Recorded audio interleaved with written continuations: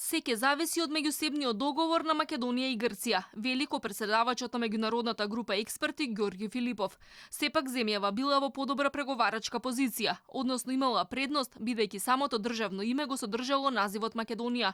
Тој вели дека стопанските комори од двете страни се уште не се сретнале за да ги разработат деталите. Ги повика тоа да го сторат во најбрз можен рок, затоа што се зависи од македонските и грчките бизнисмени. Дел од стопанствениците немаат доволно познавање од тоа и не сметаат дека е тоа нивно прашање, иако во договорот член 1.3ж стои конкретно дека деловните заедници се тие што ќе треба да ги разрешат во крајна инстанца, да ги разрешат тие прашања, а меѓународната група на експерти е тука да им помага да сето тоа да се одвива согласно меѓународното право. Филипов вели дека грчкиот слоган Macedónia the Great, кој наодамна беше промовиран од грчкиот премиер Мицотакис и предизвика негативни реакции меѓу граѓаните во земјава, не се одразил лошо на бизнисот. Стопанствениците не реагирале бурно за разлика од политичарите. Тврди дека новинарите сензационалистички известувале и покрај тоа што самиот тој рече дека не може да има брендирање без договор од двете страни, додека за премиерот Заев нема проблем сите да го користат името Македонија.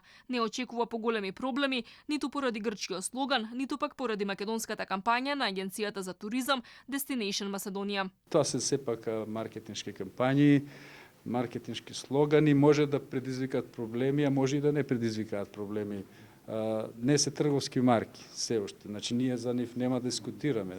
Јас и тогаш кажав околу трговските марки, трговска марка е која ќе се пријави некаде, некој ќе даде дозвола да се употребува, ова додека е кампањи, што значи дека не значи дека нема да ја пријават како марка. Македонската страна се уште круи стратегија како ќе настапи во преговорите, односно формира предлог како ќе преговара со грците. Во земјава има околу 3200 фирми кои имаат некаква форма на македонско во своите називи или имиња на производите, додека на грчка страна има 3500 фирми. Меѓународната група на експерти треба да има следен состанок до крајот на годината во Атина. Отворените прашања треба да се затворат до средината на 2022 година.